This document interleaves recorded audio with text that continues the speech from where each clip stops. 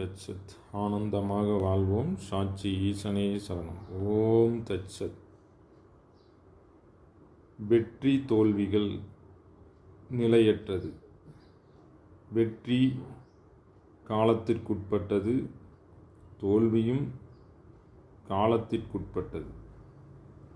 வெற்றி தோல்விக்கு சாட்சியாக இருங்கள். வெற்றியும் மறைந்துவிடும், தோல்வியும் மறைந்துவிடும்.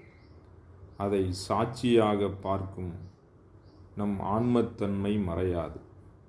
அது இறப்பிறப்பற்ற அந்த ஆன்ம உணர்வே சாட்சி உணர்வு.